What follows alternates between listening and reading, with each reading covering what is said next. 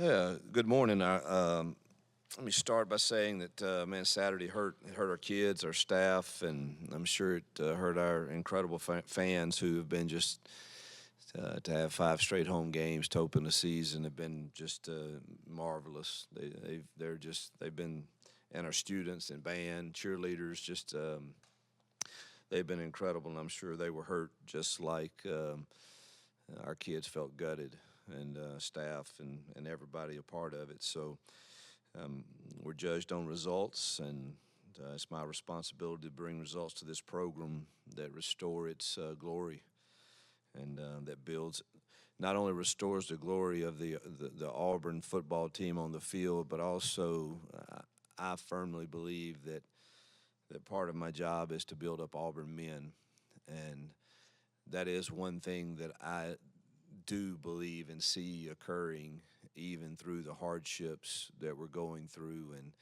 it's something that we take very seriously.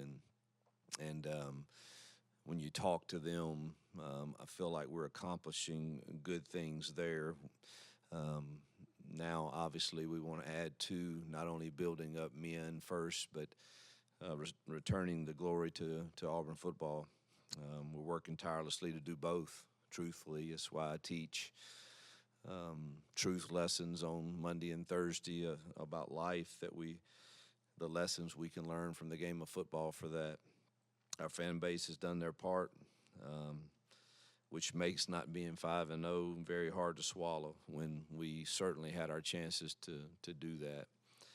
Um, my ask is to stick with us through the growing pains and support our guys and efforts and our recruiting efforts because the results are going to come. We're not that far off, and hope the 25 recruiting class sees that and knows they have a chance to come in and immediately impact this program, just like the 24 class is currently doing. But building does take time. I think you all are aware of what we inherited. Our AD has done a marvelous job of explaining that, and he did to me before I took the job with the previous recruiting classes not being what you need to compete at a high level, and 57 transfers out in the previous 3 years before my arrival. So building takes time, but our process, when complete, is going to make everyone very, very proud and to wear the orange and blue. It's making ground. The process is. I see it. The record doesn't reflect it. Even when playing, 12 freshmen and I think combination of the 49 guys that played Saturday, there was 24, if you count our kicker, 24 freshmen and sophomores that played the majority of the snaps, and I use that for my recruiting pitch. We'll play you early. So let's finish this 25 class up and give us some more depth that we need to compete in this great conference. We must continue to get better in every facet, and that's my job, including coaching situational football better, putting our players in the best possible situations for their abilities to provide them success. Doesn't really matter if I think something's a great call, great decision, if it doesn't match up with the capabilities of our young men, and I can't put them in those situations. And I told our players post-game that I couldn't be more proud of them, their effort, their preparation. They deserved to win that game, and they played their guts out, and can't fault a single play on that film on effort. And told our staff that honestly it's one of the better game plan that a staff has put together in my time. The offensive guys under Coach Nix and Kent and Jake and Ben and Marcus and obviously all the supporting staff. I thought the plan was excellent. I thought the plan on defense was excellent, and I was proud of both the players and the staffs. It was a really, really good plan. There are many positives to build from that game. If you look at 90% of the plays, there's a lot of really, really good things that I hope can carry over as we get ready for a top-ranked team in Georgia. We certainly can't let the hurt and the sting of losing a game that you feel like you should have won tarry too long, because we've got some very tough task facing us coming up with two top 10 teams on the road. Be our first October's a road challenge for us. We haven't experienced that yet, and again, as we mentioned earlier, we're playing about 50% of our guys are young guys, and they haven't experienced what we're getting ready to experience. So that's going to be a challenge for us, but one that we're looking forward to and be excited to do. Some great positives from Saturday. I mean, DeMarcus Riddick led us in tackles. True freshmen Simmons and Coleman combined for almost 150 yards receiving. Offense had 26 first downs, I believe, and almost 500 yards of offense. And defense held them to 290 yards and 2 for 11 on third downs, which is a huge improvement from the previous weeks on our third down work. And man, it's just it's frustrating to sit here and tell you all that and to know what the results are. That's the complicated thing of taking ownership of that and still pointing out the positives. Whether it's that, I mean, offensively we're number 3 in the conference for fewest penalties. We're number 5 in the conference for passing. We're number 1 in the conference for explosive pass plays per completion. We're number 5 in total offense, or maybe that's 8, maybe 8 total offense, and 5 in yards per carry. I mean, there's a lot of positives that are not matching up with the results. There's some negatives too. We're 16th in the conference in time of possession. We're 16th in turnover margin, and that's the things that have really cost us. We lost the 3 games we've lost by an average of 7 point something points, 7.7 points, and in those games have had 11 turnovers. And so there's a lot of positives to build upon, and extremely proud of the effort that our kids and staff gave to prepare for a really good football team in Oklahoma, particularly defensively. They're one of the best, and now we and thankful again for our wonderful fans and their support. And now we got to get ready for a very difficult Georgia team who's loaded with talent and experience and maturity, and obviously well coached, and great respect for Kirby, the job he's done, and the classes that he's stacked there make them one of the nation's elite.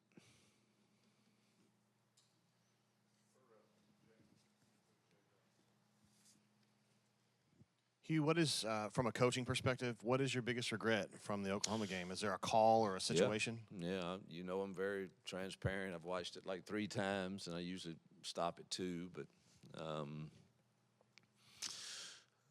all right, let's start first half. Easily could have been 24-7 at half. We get down inside I guess to the 1 or 2. Had 2 shots from there and went with a package that we've been working for several weeks, and truthfully regret not giving it to Jarquez down there at least once. You're going to miss some field goals. Been nice to have, got that one right before half for sure. It was not certainly he's very capable of making those, and but that happens. So kind of the first half, it's really the not scoring the touchdown that thought the offense did a good job get us in field position to kick the field goal. I thought that was a really good drive. Did not.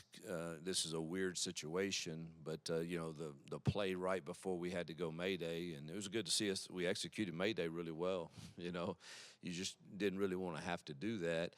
The ball should have went to the end zone,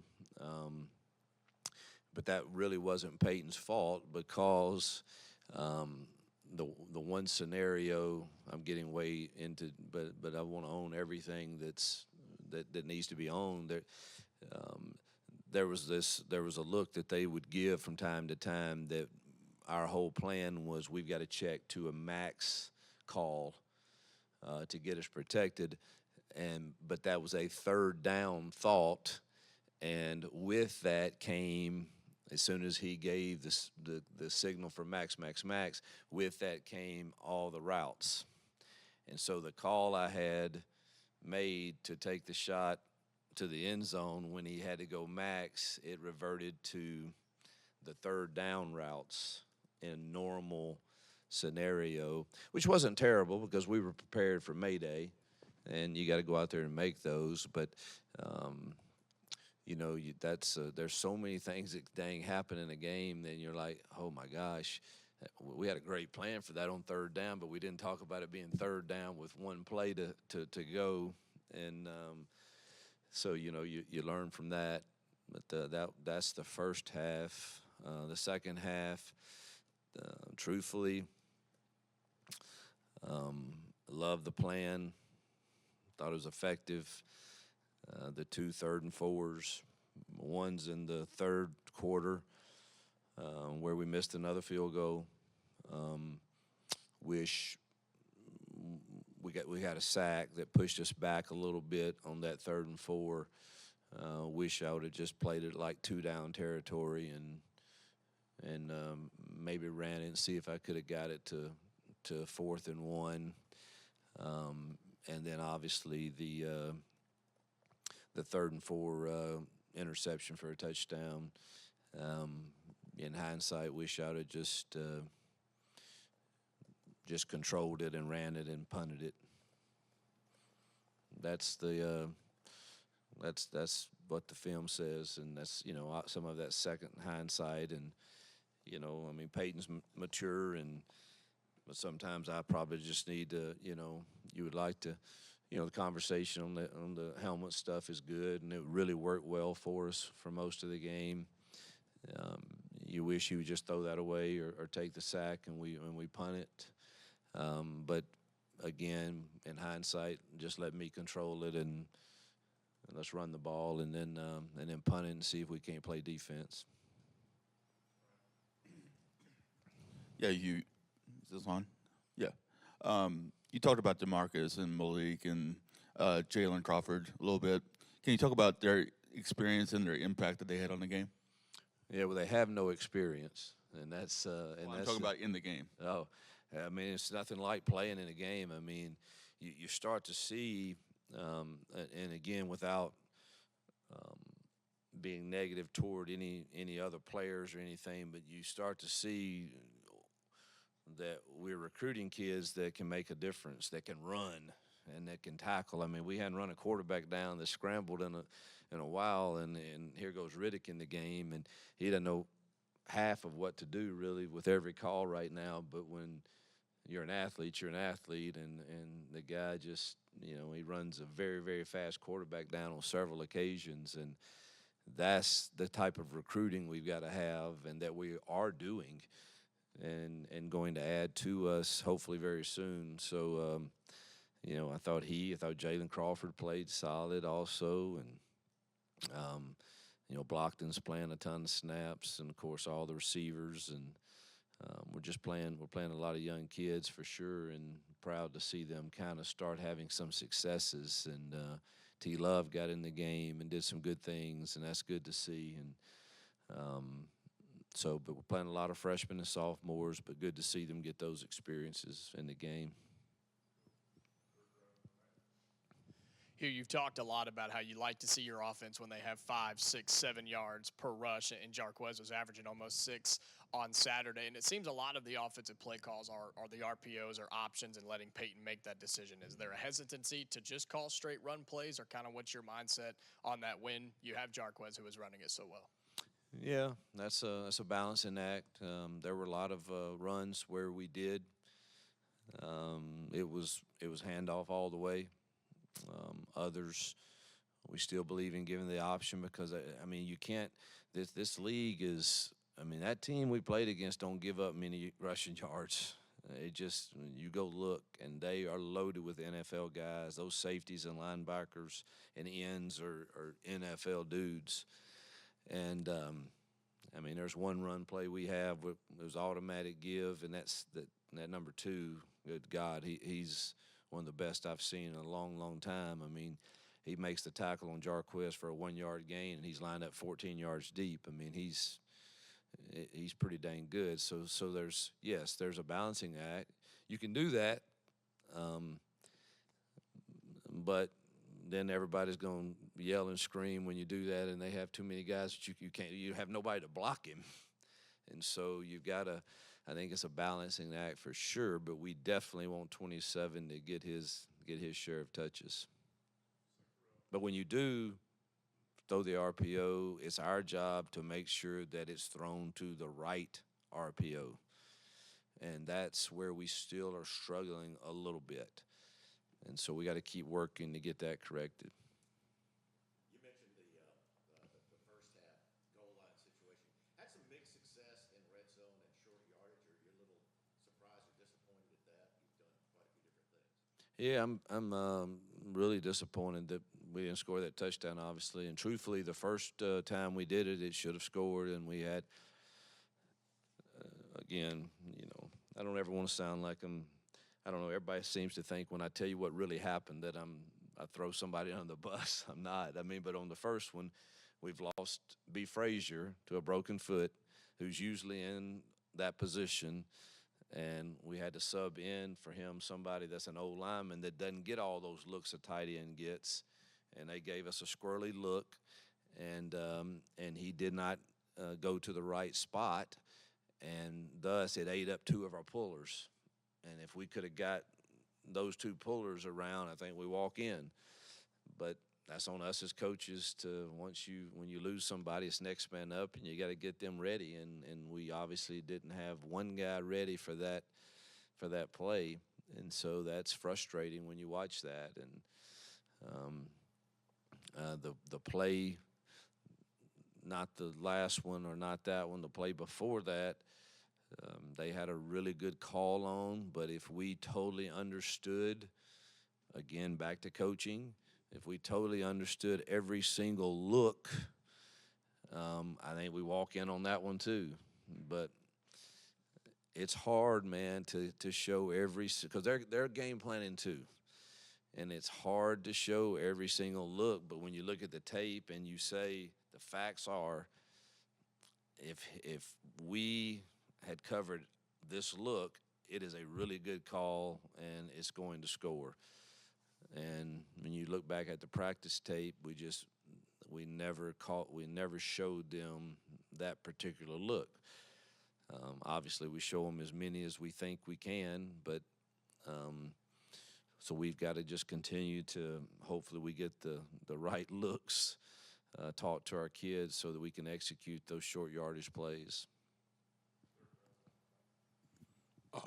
Coach, outside of the interception in the fourth quarter, Peyton had a very good day statistically. He was 6 of 7 on passes of 20 yards or more down the field. Can you talk about the day he had, what he was seeing, and whether this performance cements in your mind your decision to give him the job to start the season?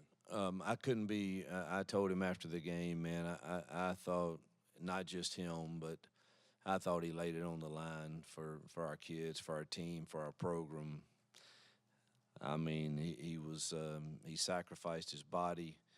He gave himself up many times to get us first downs. I thought he did a really nice job of. We have an oh crap rule, and that means if my progression is not there pretty quick, then man, let's put our foot in the ground and let's go that way and put us in 2nd and 8. We can live with that. And I thought he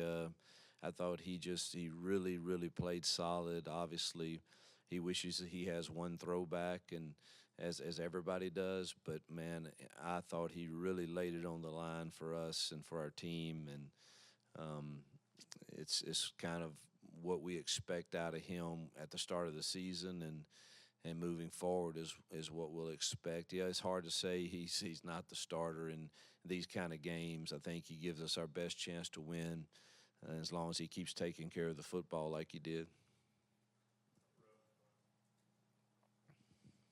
Your players seem pretty devastated after that loss. You've got a very tough October in front of you.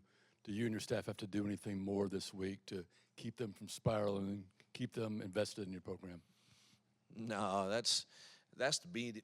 You know, I don't know. Media is into this spiraling and keep them together. And you know, is that really? I mean, if that is a question about your team, and then you're probably not going to have a whole lot of success.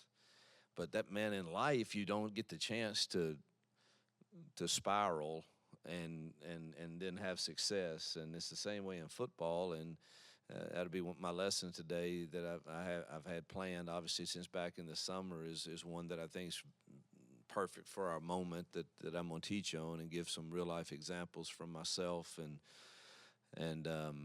how at times in life you've got to draw the line on what am I really in this for, and what did I really sign up for, and you know what happens when you sign up for a job and it doesn't go the way you want. Do you spiral and I don't know. I mean, what's the? I don't think there's. I don't know. I guess we're just made there. There's not another option, man. We get an opportunity this week to go and play one of the top teams in the country, and with a young team that is building, and we see it as another great opportunity. Yeah, it's a tough October. It's going to be, you know, some great challenges, and we could certainly lose some games, and we could certainly win those games. But every week is a new life of its own every day, and you expect your staff and you expect your team, man, to be ready to go and fight again. And yeah, it hurts and it stings, but you're not the only one that's gotten a bad report. There's a lot of people in life today that gotten a bad report last week and had difficult times. And man, maybe we can be an example of during difficult times, and when everybody wants to tear you down or beat you up or praise you or either one, you still go to work and you'd still do the same thing with the same enthusiasm, the same passion, the same energy, because you love what you do and you love who you do it with, and most importantly, you love who you do it for. And we've got a great place to represent in doing that. So, man, we're not going to blink as a staff, and I don't expect our kids to either. Hugh, you mentioned this game plan defensively against Oklahoma you thought was well executed. You said last week you thought they played hard against Arkansas. How much do you lean on that group as being a constant as they've been kind of so far this season? Yeah, they've other than third and longs, they've been really constant and containing the quarterback with rush lanes. So you take this game, the improvement is you can't argue the improvement on containing rush lanes and the third down defense. I thought our kids and our staff did a marvelous job. I mean, it comes down to the few plays we described earlier when you asked me about that, and then defensively it comes down to truthfully, the explosive pass play that we gave up in the fourth quarter. That quarterback was going to have one or two, but I'm glad it came early, and then after that I thought our rush lanes contained him pretty well. The big explosive play there, later in the game was one that really hurt us. And but outside of that, man, I thought our defense played phenomenal.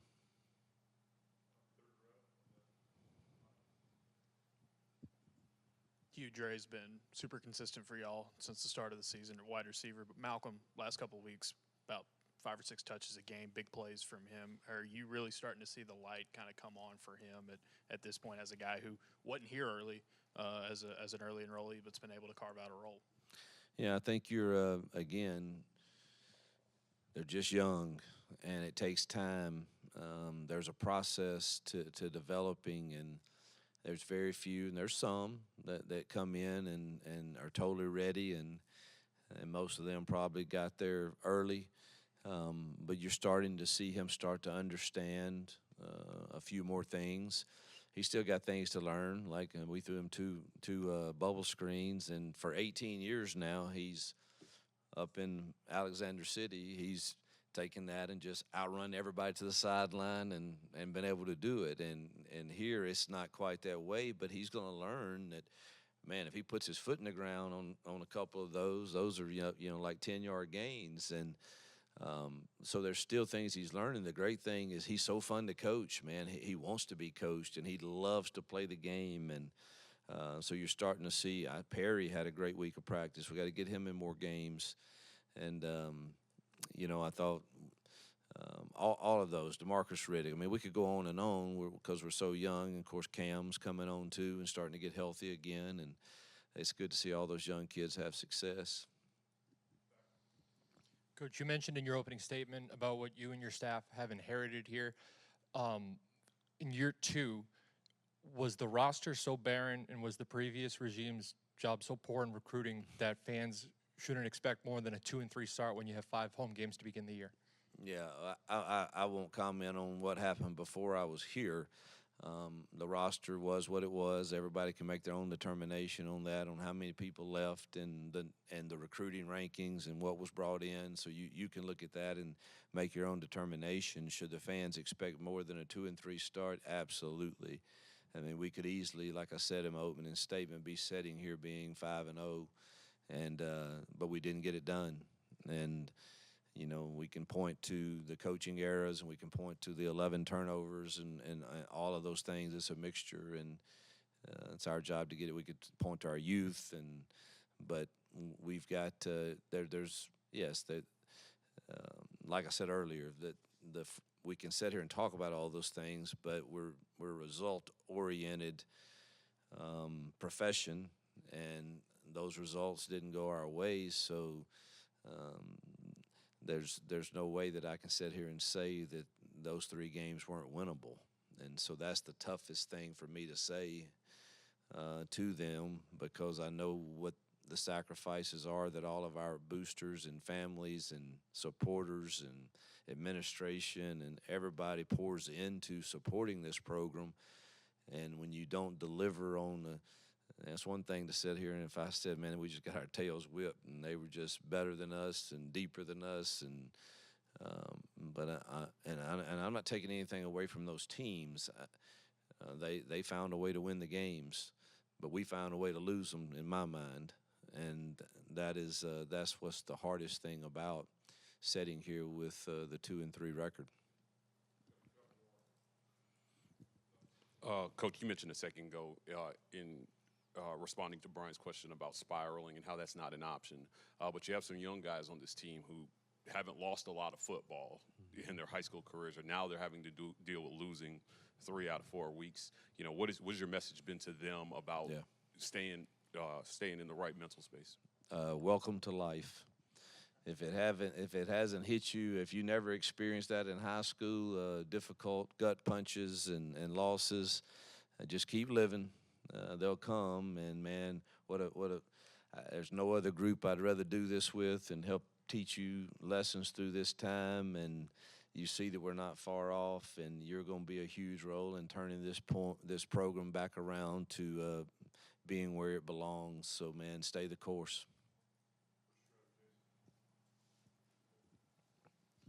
You're talking about young guys. Cam chasing down a guy and had a couple of good blocks. Glad you brought that up, man. I mean, what does that show, guys? The effort that it takes sometimes. Well, the strain to win. We'll show some tape today, and obviously I think our team played extremely, extremely hard. But there's still a few plays there that, man, if we strain a little harder to sustain a block a little longer, that run becomes 30 yards. Or, man, if we don't loaf right here, that gang tackle, your assist on this guy that has him, instead of him falling forward 4 yards, man, that's a no gain. And so there's still, obviously, I'm really proud of how hard they play, but there's still those times where, all right, let's strain a little harder to win. And there's no better tape of showing what our young kids are like than Cam Coleman on that interception. I mean, being relentless and chasing him down, and almost got there to get him. Yep, thank you.